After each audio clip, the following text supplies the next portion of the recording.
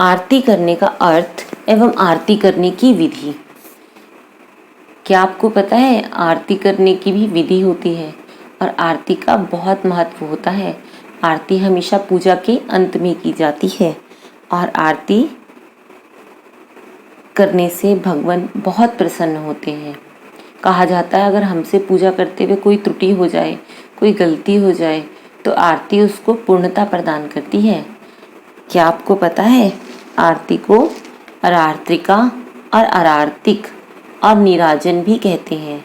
पूजा के अंत में जाती है, पूजन में जो त्रुटि रह जाती है आरती से उसकी पूर्ति हो जाती है। स्कंद पुराण में कहा गया है कि मंत्रहीनम क्रियाहीनम यत् कृतं पूजनम हरे सर्व संपूर्णात्मीति कृते निराजने शिवे। मतलब मंत्रहीन और क्रियाहीन होने पर भी निराजन यानी आरती कर लेने से उसमें पूर्णता आ जाती है। आरती करने का ही नहीं, आरती देखने का भी बहुत बड़ा पुण्य लिखा गया है। हरि भक्ति विलास में एक श्लोक है, निराजनम च यह पश्येद देव देवस्य चक्रिणः सप्त जन्मनि विप्रः स्यादन्ते च परम पदम। जो देव चक्रधारी श्री विष्णु भगवान जी की आरती सदा देखता है वह 7 जन्मों तक ब्राह्मण होकर अंत में परम पद को प्राप्त होता है। साधारणतः 5 बत्तियों से आरती की जाती है। इसे पंच प्रदीप भी कहते हैं। 1, 7 या उससे भी अधिक बत्तियों से आरती की जाती है।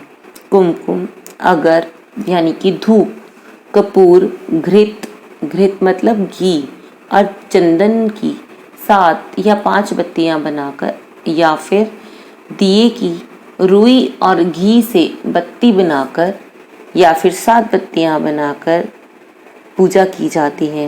आरती करते समय शंख, घंटा और बाजे बजाते हुए आरती करनी चाहिए।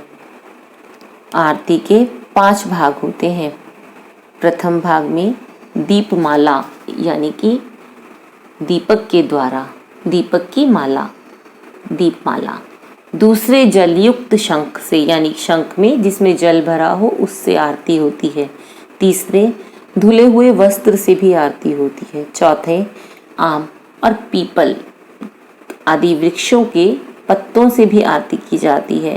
पांचवें साष्टांग दंडवत रूप से भी आरती की जाती है।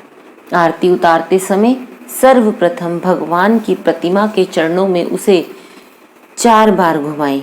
2 बार नाभि देश में, 1 बार मुखमंडल पर और 7 बार भगवान के समस्त अंगों पर आरती घुमाएं।